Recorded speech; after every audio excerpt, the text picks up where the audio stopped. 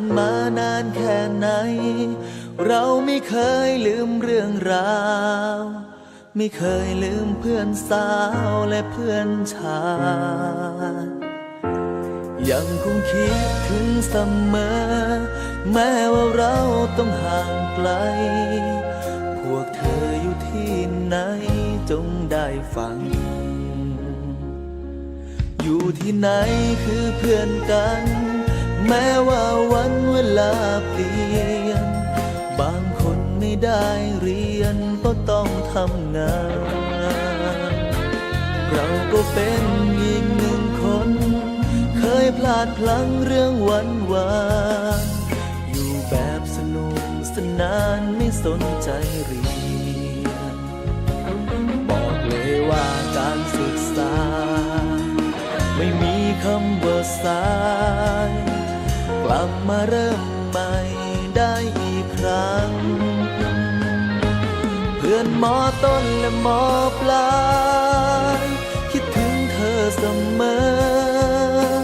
ถึงไม่ได้เจอกันแสนนานจบมาแล้วเราแยกย้ายจะอยู่ที่ไหนก็เพื่อนกันยังจดจำทุกวันเพื่อนไม่เคยเก่าไม่ว่าเธอจะอยู่ไหนจงเปิดฟังเพลงฉันแต่งมันอาจจะเป็นแสงนำทางพวกเรากลับมาพบกันอีกครั้งกลับมาลื้อฟื้นเรื่องเก่าเรายังมีเราไม่เคยลืมกัน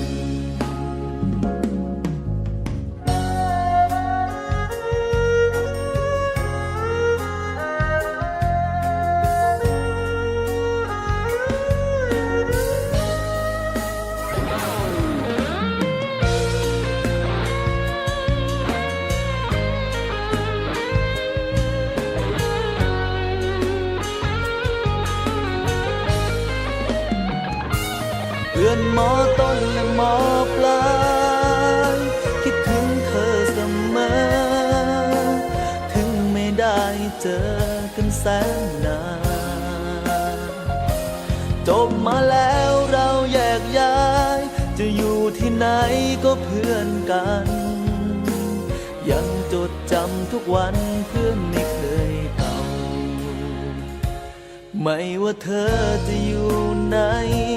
จงเปิดฟังเพลงฉันแต่งมันอาจจะเป็นแส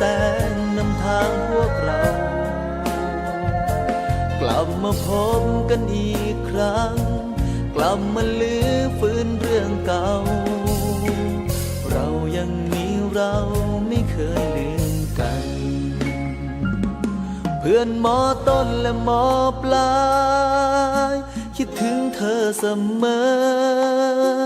ถึงไม่ได้เจอกันแสนนานจบมาแล้วเราแยกย้ายจะอยู่ที่ไหนก็เพื่อนกันยังจดจำทุกวันเพื่อนไม่เคยเก่ายังจดจำทุกวันไม่เคยลืมเพื่อน